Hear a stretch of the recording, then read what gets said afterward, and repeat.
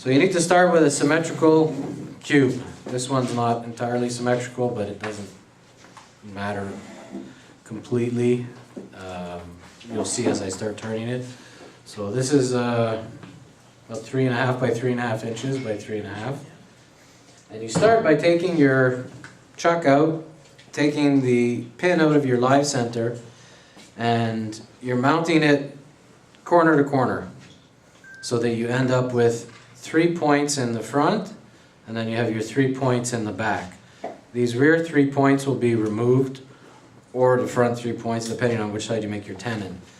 Now the first line of business is to make a tenon in this so that we can hold it in our chuck. A little bit of speed. I'm using Manitoba maple. It's going to be honey locust, but the honey locust did not survive. It cracked. I'm going to be starting my roughing. Where is it? With a 3/8 bowl gouge.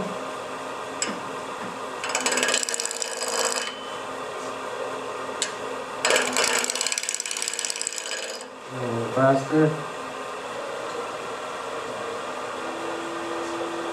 And right now we're just friction fit, so if you try to take a big hog, this is going to spin on you. And right now I'm removing that second bump of that we had on there, the other 3 points. And I'm going to work my way up to these. Now, actually, if we look carefully, I don't know if you can see it in the video, but in the shadow, my 3 points are not lined up. So I'm actually going to try to get them lined up. I didn't check it before I started. Oops, wrong one. Bring your tool rest in. And you make a little mark on your tool rest where one of the points is. And then you bring the other ones down. And I'm not lined up on that one. I'm not lined up on that one. So what I'm going to do is I'm going to go to the furthest one over. I'm going to see if I can get a little bit more, a little closer now that I've already made my, no, you know what? That's where it's going to be. I've already made my thing, so we're going to turn it, but we're going to be able to turn past that corner, and we should be okay. When we get to that point, I will let you know.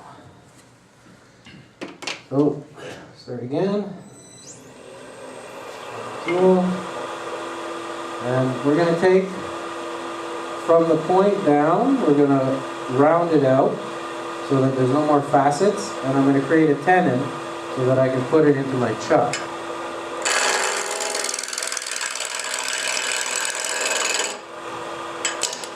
Oops. Cat.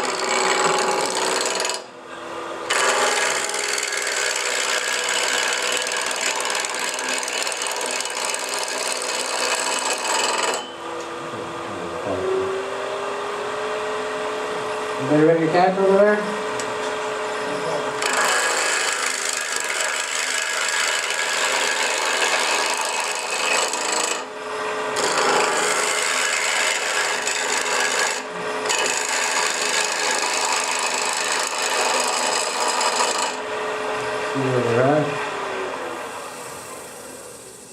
You can hear the tool bouncing, so I still have flats.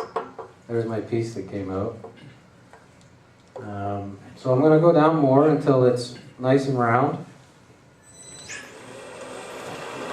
Move my tool rest in a bit. Wrong one.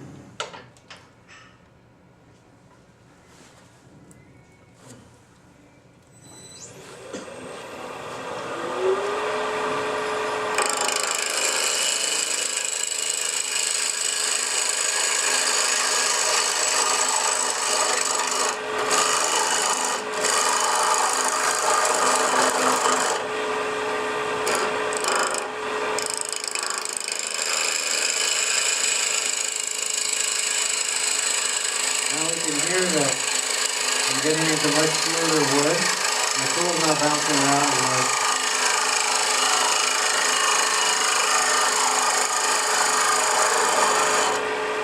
Should be pretty close. Now we don't have to shape it perfectly at this point because we will get a chance to shape it when it's reversed. And I'm all the way down, all the way along. You can see the nice red from the Manitoba maple in there. So I'm going to come in and I'm just going to kiss the point. What you're doing is you're looking for the ghost image as it comes around. I'm going to just touch it.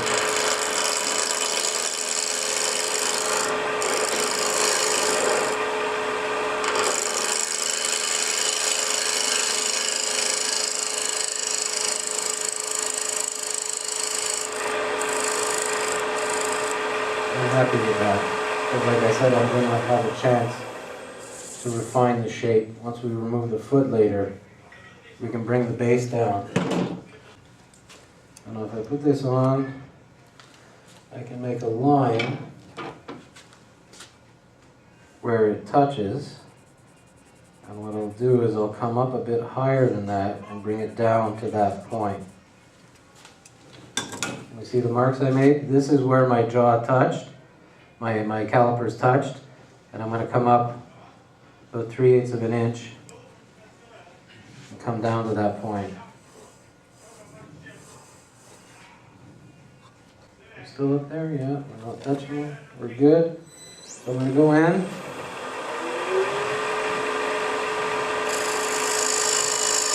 And this wood is so soft that it's just like a dream if you got sharp tools to turn it. Now because they're dovetailed, I'm going to put a little chamfer on that, cut it back in a bit.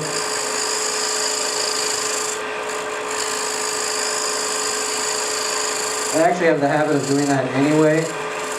Even though my jaws aren't dovetailed, a little bit more.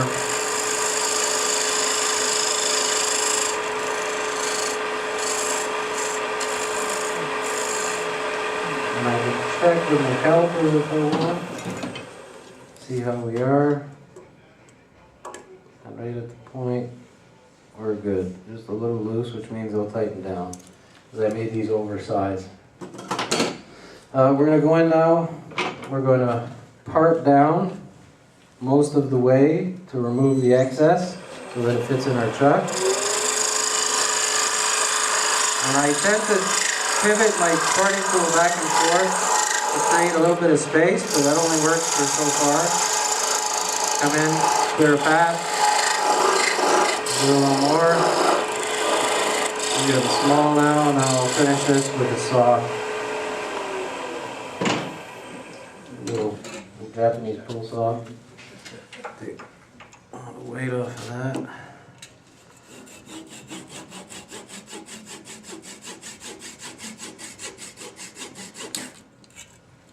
Leave the brakes off. There we go. Now what I am going to do is I'm going to, I didn't bring my awl. I'm going to try to get as close to my center point on here as possible, because when I reverse chuck this, I'm going to do a friction drive.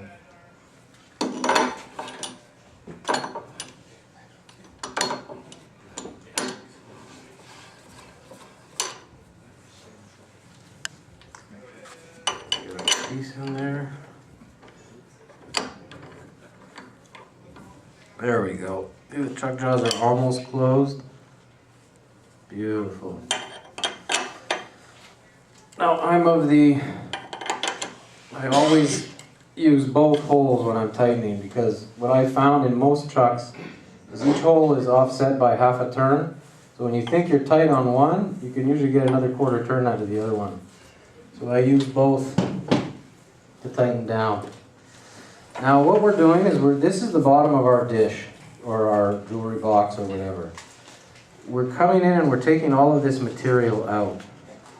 Now that puts a lot of stress on your headstock, so what I'm going to do is I'm just going to snug up my tailstock while I remove some of this bulk, and then when I get down to a point where I need to be in front, I can take it away and there'll be less stress. Don't ask me how I know that. The first one I did, I tore it out and sent it halfway across the shop, so. Get up nice and close, drop my tool rest a little bit. And we're turning. Let's see if that speed is good. I'm good with that. And I'm going to go again with my 3/8 bull gouge. Between this and my 1/2 inch, are probably two of my most used gouges. That and then the spindle gouges. I'm just going in, and I'm removing material, staying away from those points.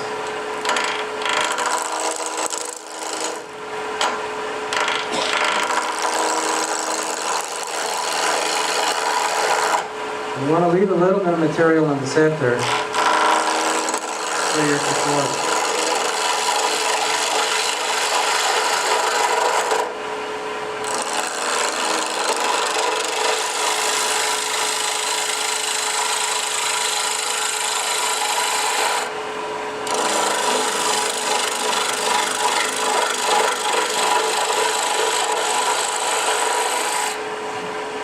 I can see I'm about 1/2 inch away from my points.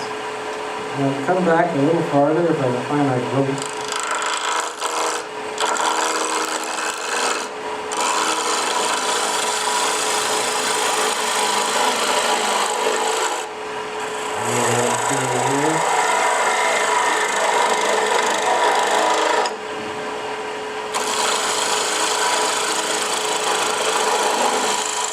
I'm at the point where this can disappear, so I'll just turn it away.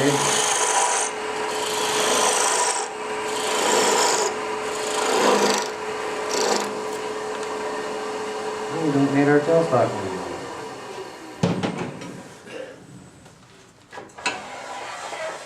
I can go over there, and I'm going to set myself up over in front here.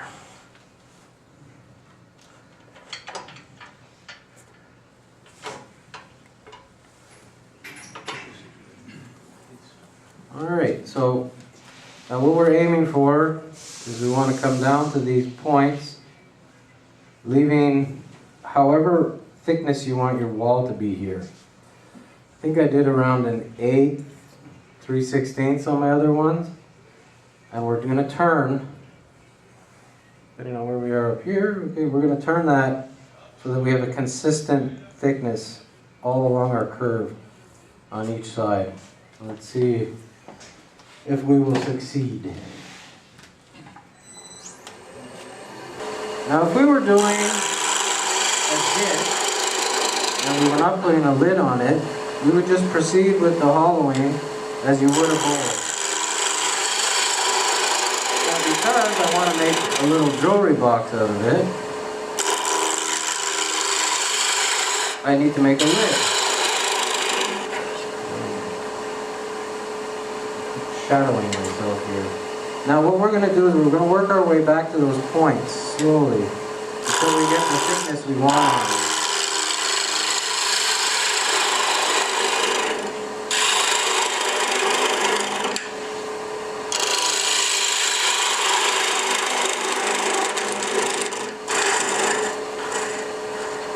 Stop and take a look. Now if you see where I'm at, I've got what? 3/8 of an inch thickness, so I need to come back farther, and I also need to thin out this area too before I can think of anything else. We won't close that in yet. Actually we will.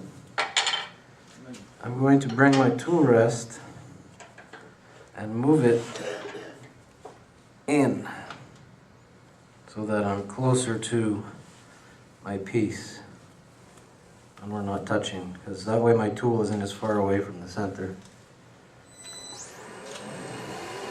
I'm coming from the outside. You know what? I'm going to run a little faster, because this stuff tears out. quite easily.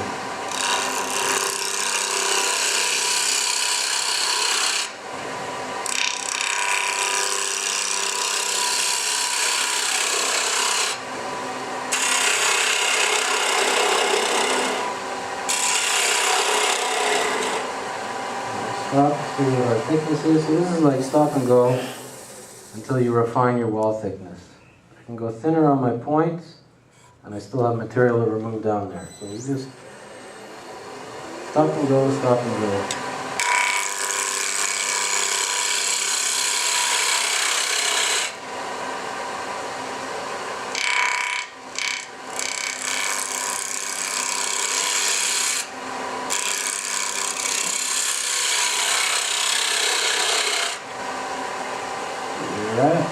You kind of see from the side. Actually, if you look at the ghost, I don't know if you can see it in the over there. You can see I'm at maybe 3/16 and it goes to about 3/8 at the bottom. So I can keep removing material.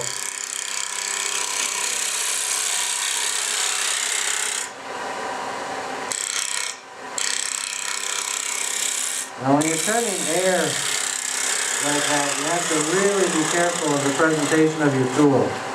You've got to present the bevel. See, I'm down, I'm almost as thin as I want at the top. I'm still a little thick at the bottom. You present your bevel to your, and then you slowly turn into it. Otherwise, you're going to make firewood.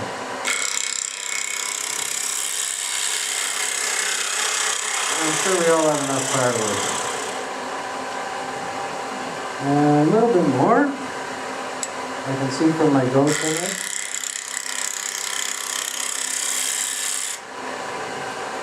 A little bit more. Famous last words, eh? One last cut. Let's see what that looks like. And now you can see the shape coming out. I'm still a little thick. I want to thin it a little bit. We're close to where we want to be on the points. Maybe just a tiny bit more.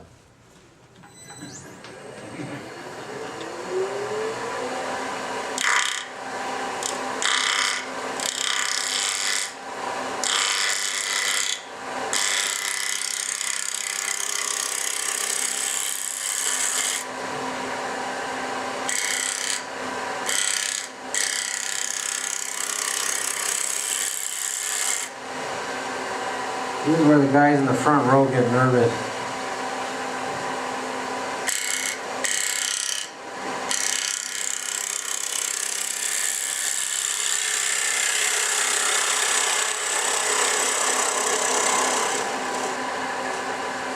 I think we're where we want to be.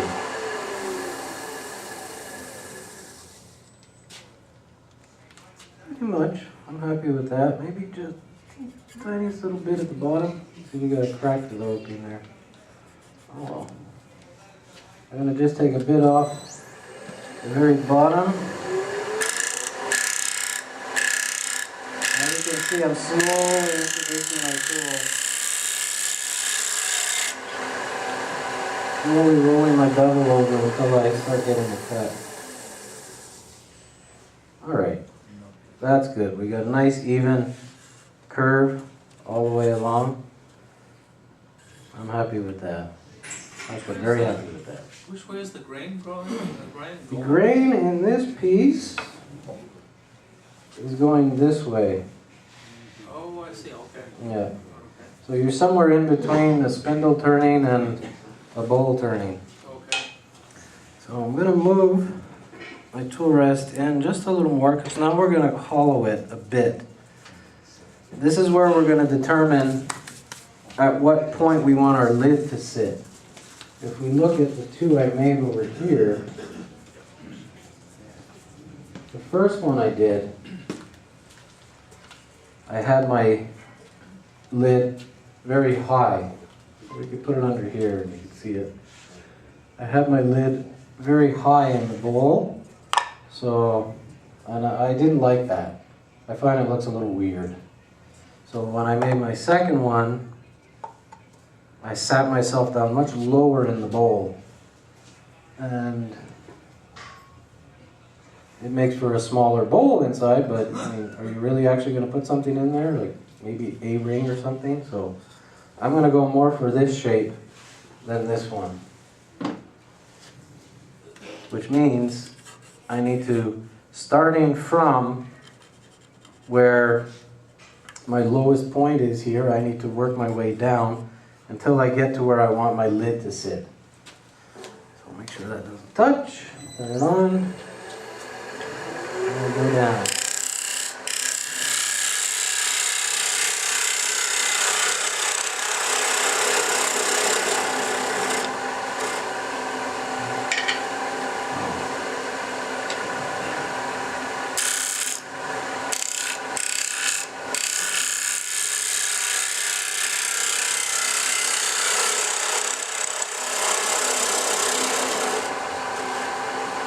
This is where we need to check our wall thickness so that we stay at that 1/8 as we go down. And it's pretty good. I could check with calipers, and I got to keep in mind also as I'm hollowing that my plan is to make the base smaller like I did on this one. So I got to leave enough material inside when I come back, because this part here is actually the foot that I've incorporated into it to give it a little more height. So I'll go down a little bit more, and I'll create my groove for my lid.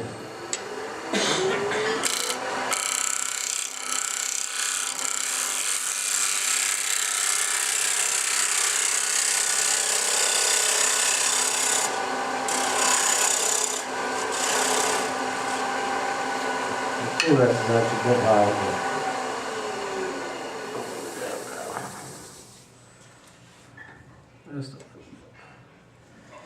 Now I like where we're at, so what I'm going to do now is I'm going to take my parting tool, my 1/8 parting tool, put it back here, and I'm going to go going to feel where I am,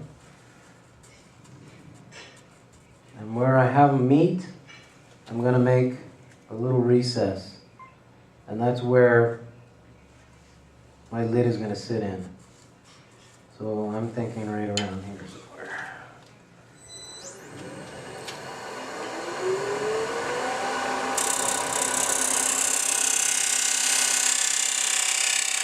Oh yeah, don't lick the microphone, that's gross.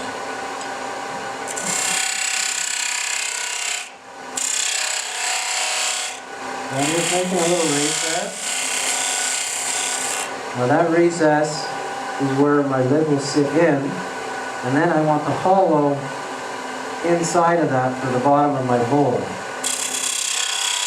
So you don't need much, like 1/8 is more than enough. So I'll put it inside of that, give myself a little starting point. And I've got a few options. I could use my bowl gouge like I was doing, but I can also use a bidan. I know bidan is supposed to be used this way. I use it the other way, it works better for me. So I'll come in here, and with the bidan, cutting at center height, I'm just going to push it in and remove the tool.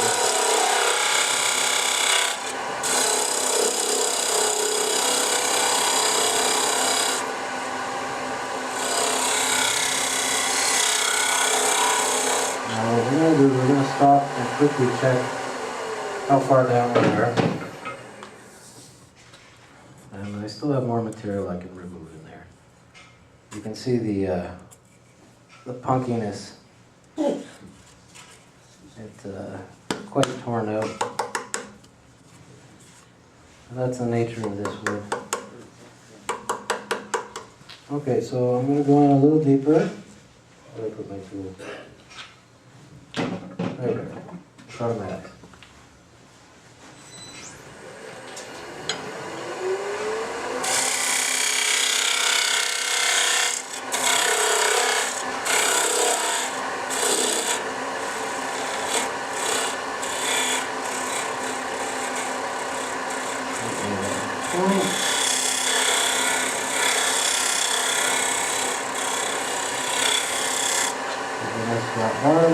we'll go deepen that one as well.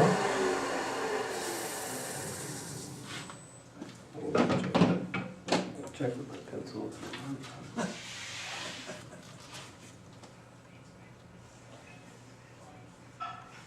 We could actually go just a tiny bit more. Why not? Just a wee bit. Again, famous last words. And I'm going to run down on the inside of my edge, just so I can turn it up.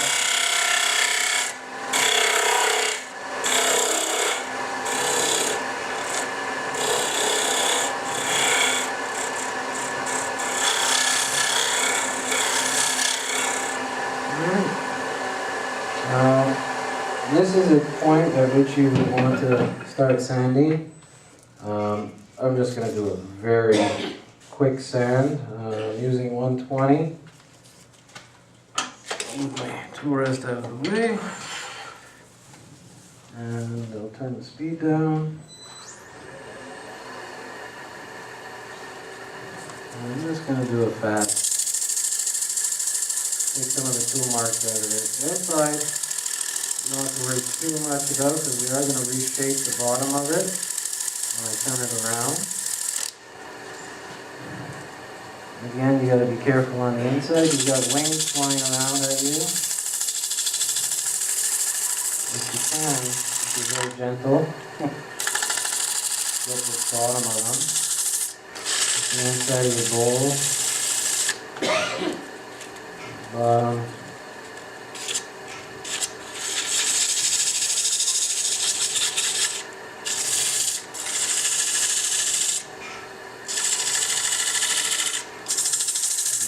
I'm not going to go crazy. That'll be it. And this is also a good time to come and sand your wings. See that nice crack? That's probably where the pith was. At this point, I would use CA glue to stabilize that. But we're not going to do any more turning on this side, so it's not going to come apart.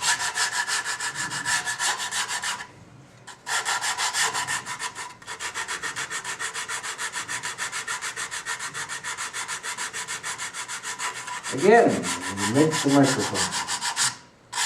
I'm going to keep my tongue in my mouth.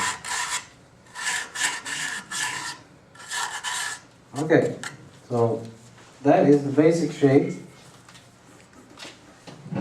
of our bowl, of our jewelry box. I'm going to take it out, and we have basically our jewelry box minus the foot. So I'm going to make a jam chuck here.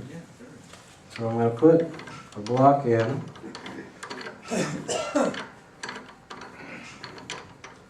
Which I always keep tons of my little blocks at home, so you always have one that's the right size.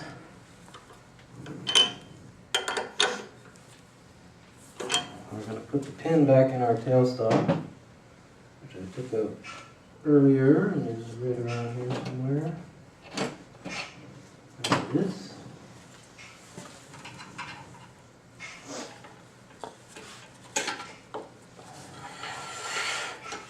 Now I'm going to put a little bit of shelf liner. And that's what I use. Like if this was finished, it's not finished right now, but if you had sanded it and finished the inside, you want to put something to protect your piece. I'm going to come up on that center point that I had marked earlier.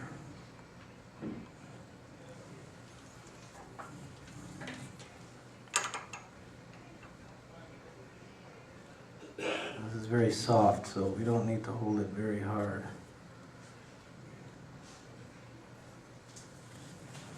See how true that runs?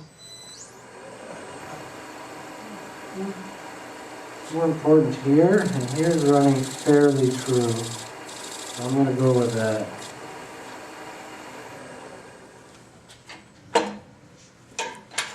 Come in.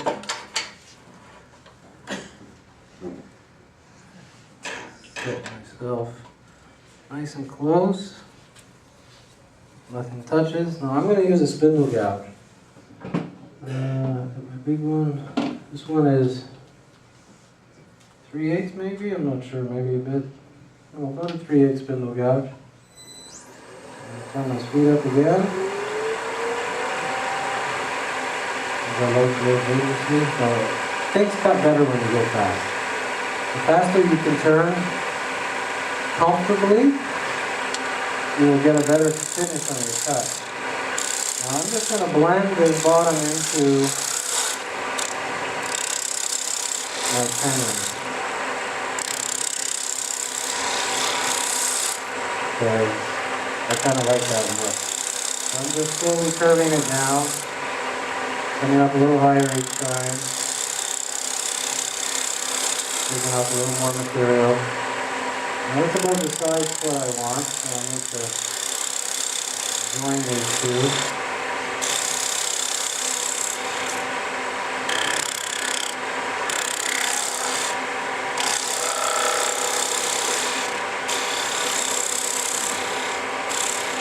And I'm actually very happy with that. That's the outside shape. Turn our speed down. And a little bit of sanding. Now because this was not perfect, I didn't have a perfect center point, I've got a bit of wobble. So if we stop the lathe and look, you're going to see my cut line, sort of. But because this is such a soft wood, you can sand that out and it'll disappear. Later, maybe a little bit faster.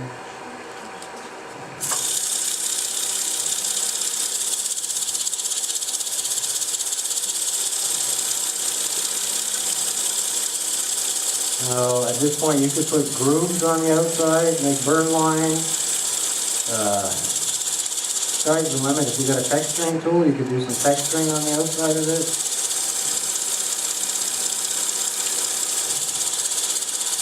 I think we're good. See where we're at.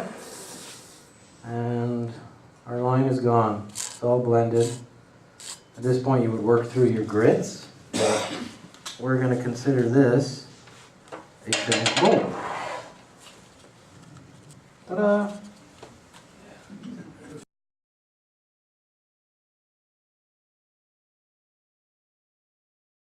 We got an option.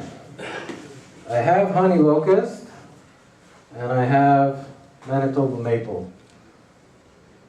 Which one do I use? Honey locust, whatever one you want. Yeah. I hear honey locust.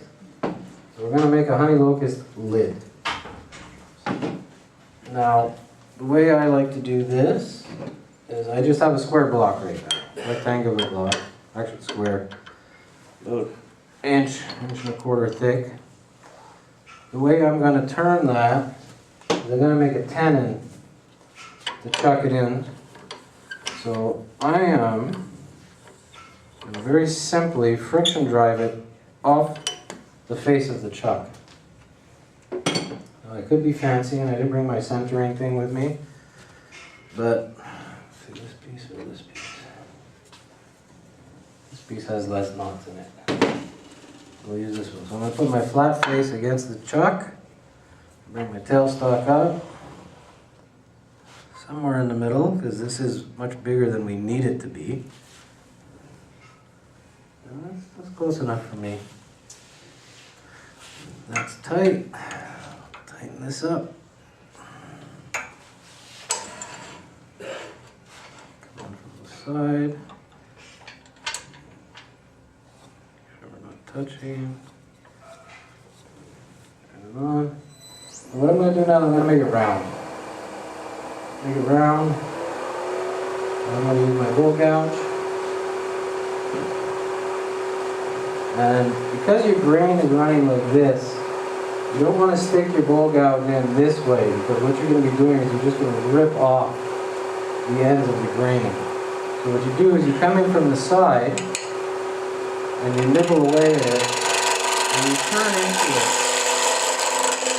You turn your piece, so what you're doing is your fibers are like this, you're scooping at them, instead of trying to cut directly on them.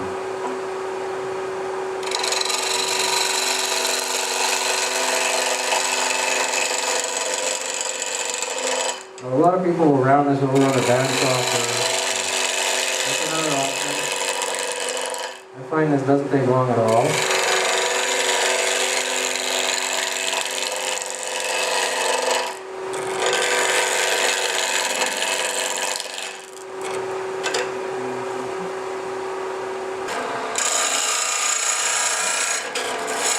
Alright, now I'm going to set my calipers for my tenon. Because this isn't my chuck, I don't know what size it should be. So I'm going to hold it in compression. 53. Actually, I don't even have to, I can just eyeball it. I'm going to eyeball it. And get to around the right size. I'm using my Badan again to create my tenon just because I find this is a nice width for the tenon.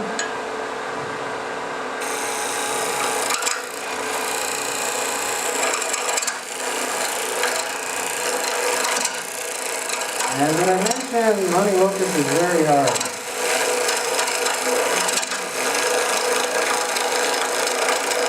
And I'm doing exactly what I said not to do before. Going straight into end grain. I'm going to make an angle to it because it's a dovetail.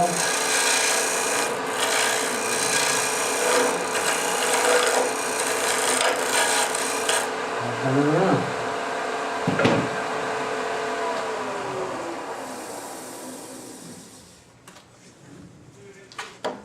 Another way to do that is to have come in with your bowl gouge, or even a spindle gouge, from the side and cut in until you get this.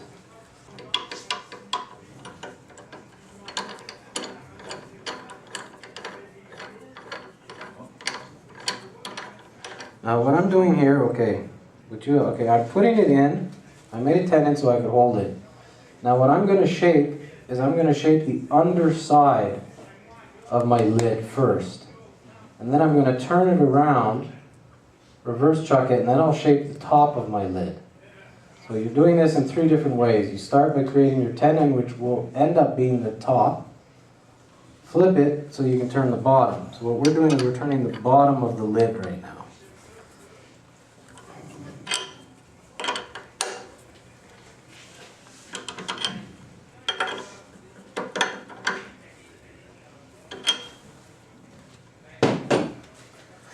I won't need the tailstock anymore. Put that back there.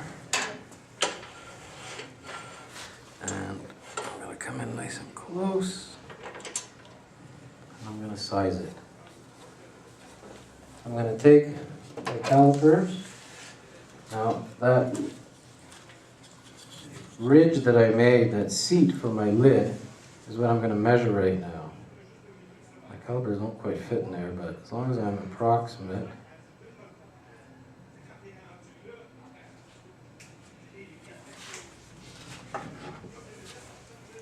Down. This turns. Put it on. I'm going to take my calipers and I'm going to mark approximately where I need to be. So I'm doing a guideline. As I get close to it, then I can start checking my fit. I'll do this in a different way. I'll take spindle gouge rather than what I was doing before. And I'll come in and remove material from the side. When I get close to my line. As you can see, it's a lot less violent.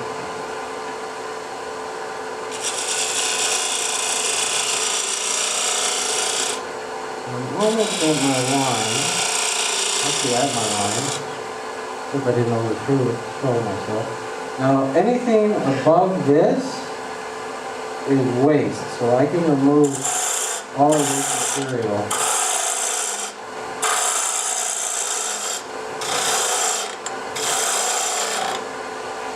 And check my fit.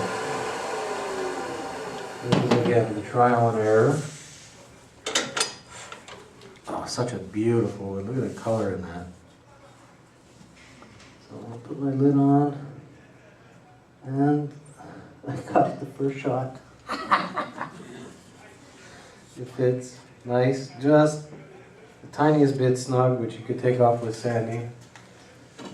So my lid fits. First shot, awesome. Next step is I want to reverse this in the lathe again to be able to shape the top of it. So I'm going to create a recess in here for my chuck jaws.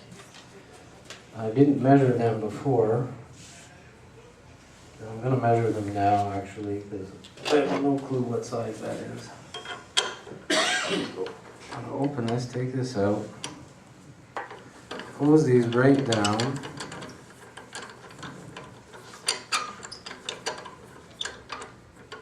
These jaws are much thicker than mine. And I'm going to take an exterior measurement. I know it looks close, eh?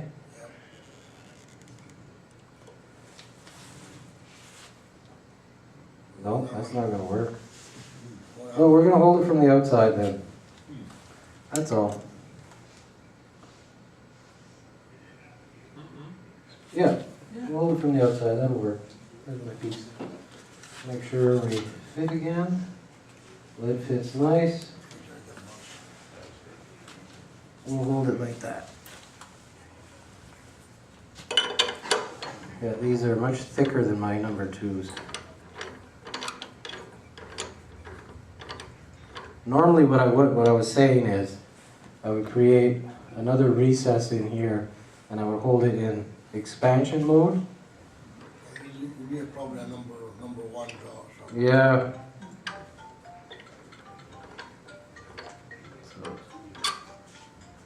Now, normally I would like to have my 10N a little smaller than this to hold it, but because it's got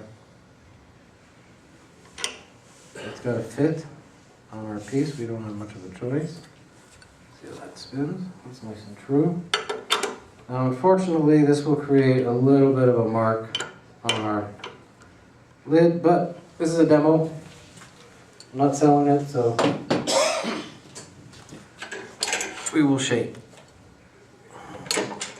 Come up the side, nice and close. That was my height, just below center. Nobody's touching nobody. Speed is up, away we go.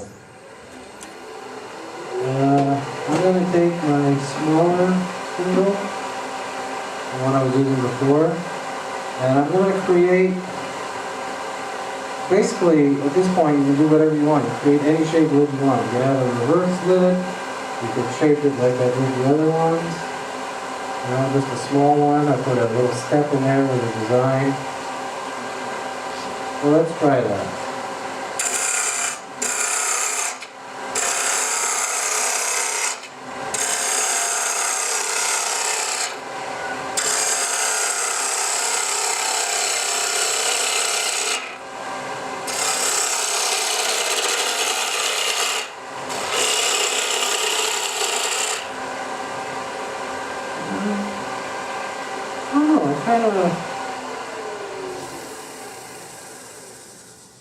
Kind of like that little bit of reverse to the top. What do you think? I think we'll keep that. Design on the fly, that's what we do here. Oh, let's go the other way.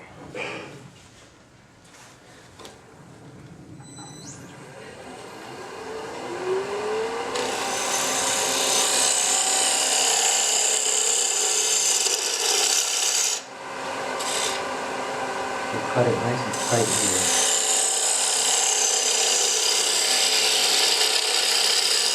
If you notice when I'm cutting, for the most part the tool is tight to my body and I'm turning with the tool. There's a lot more control.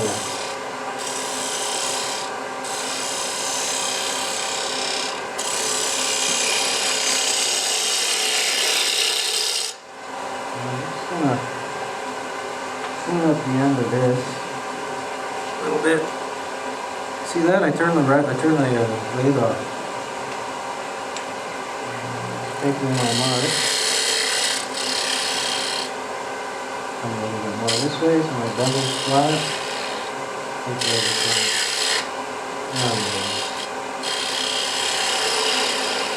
There's a little hole over there.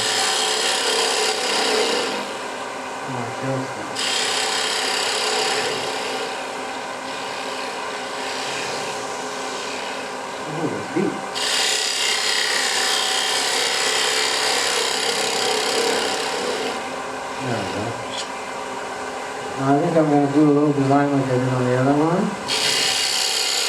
Come to a point.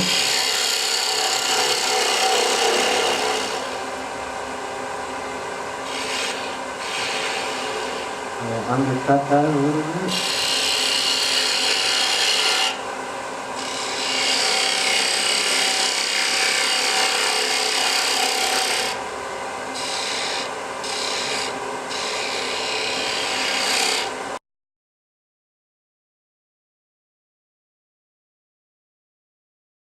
Now I don't need much, I just need a little bit so that my finial has something to sit into.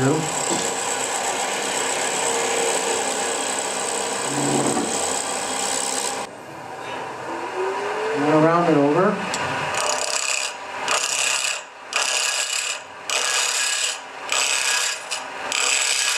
Hear the difference in the wood? It's actually very hard.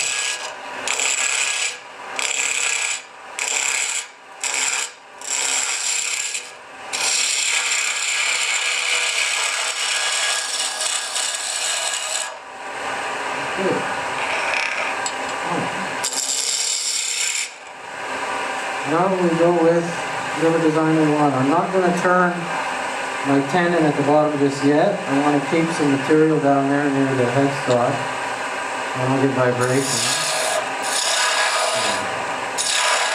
I'll do what I normally do.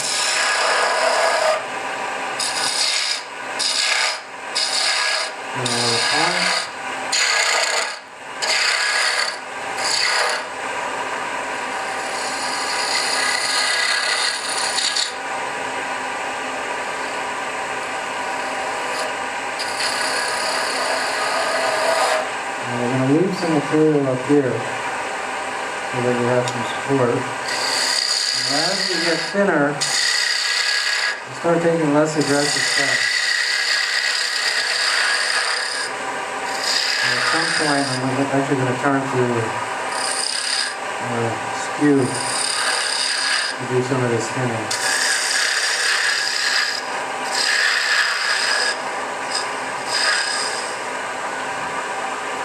You ever wonder why I've got holes in my sleeve? I turn very close to the top sometimes.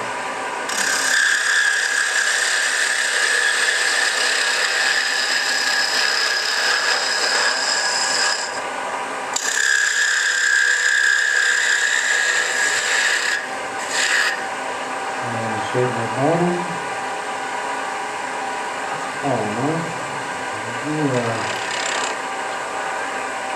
And we'll go around with a scallop on top.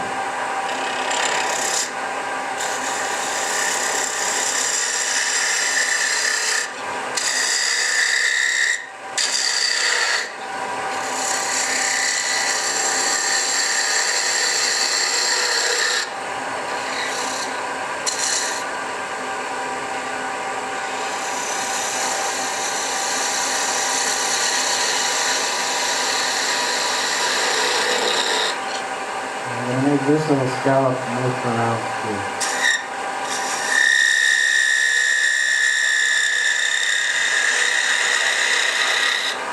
Lovely sound. I'm going to come a little thinner. And then I'm going to pick up my skew. I don't know, mini skew that I use for spindles. I'm actually going to hold the back of it while I turn. It helps try and prevent some of the vibration, which I'm getting from hitting this piece of burl.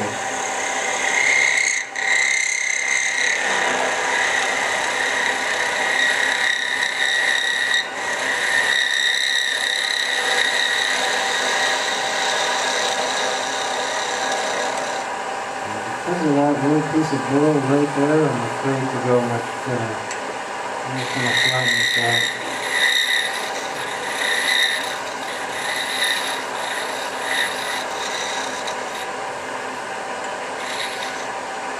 Alright. We'll do some sanding and we'll make our tenon at the bottom.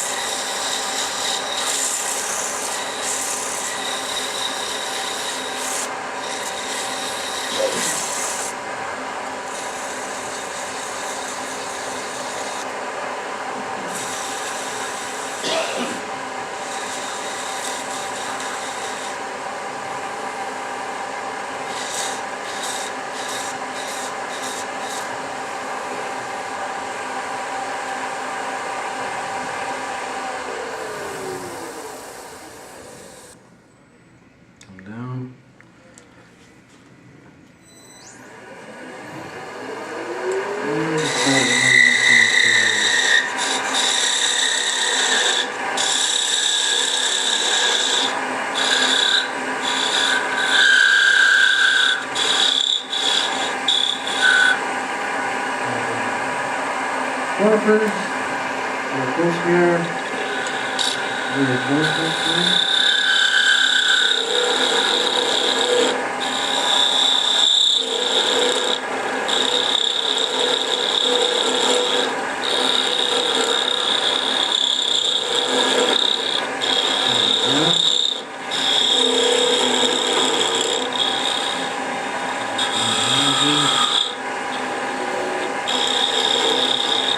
Okay, now I'm going to leave that at that while I shape the very tip.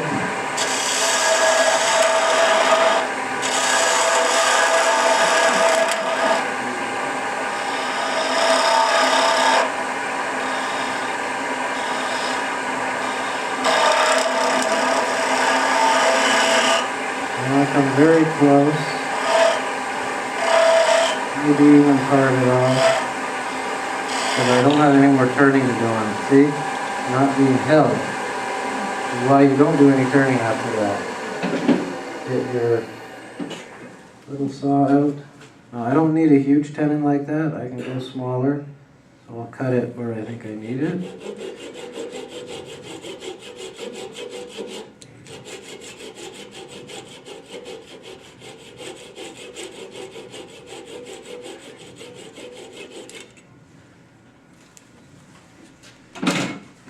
Knife, at the bottom of it.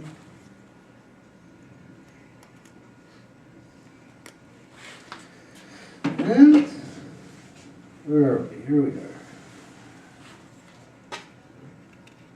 We are done. Voila.